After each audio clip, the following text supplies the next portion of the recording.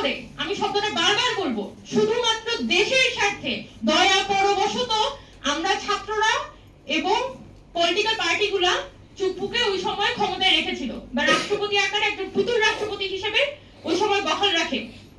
এই নতুন সরকার, একটা গণতান্ত্রিক সরকার আসার পর আমরা কোনোভাবে আশা করি না যে পুরনো যে আওয়ামী লীগের সরকার সেটার একটা লেঞ্জা নিয়ে সরকার শুরু করবে, পার্লামেন্টারি কাজ কারবার শুরু করবে।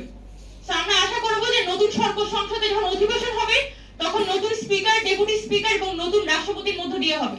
পুরনো ব্যবস্থার এবং পুরনো সরকারের কোনো লেঞ্জা নিয়ে আমরা নতুন সরকার দেখতে চাই না। তো আশা করি যে সরকার খুব দ্রুত তাদেরকে যারা বুদ্ধি পরামর্শ দিচ্ছে এবং নানানভাবে এই আমলাতান্ত্রিক ব্যবস্থা, এই পুলিশি ব্যবস্থা সবকিছুর মধ্য দিয়ে আসলে পুনরায় এই নবনির্বাচিত সরকারকে ঘুরপাক খাওয়াতে চায়, সেই অলিগলিগুলা এবং সেই ট্র্যাপগুলা আমাদের সরকার বুঝতে পারবে এবং তারা অতি দ্রুত আমাদের যে নতুন বাংলাদেশের যে স্বপ্নগুলো ছিল এই জুলাই অভ্যুত্থানের মধ্য দিয়ে আমরা যে স্বপ্ন দেখেছিলাম সেই স্বপ্নগুলো বাস্তবায়নের পথে হাঁটবে।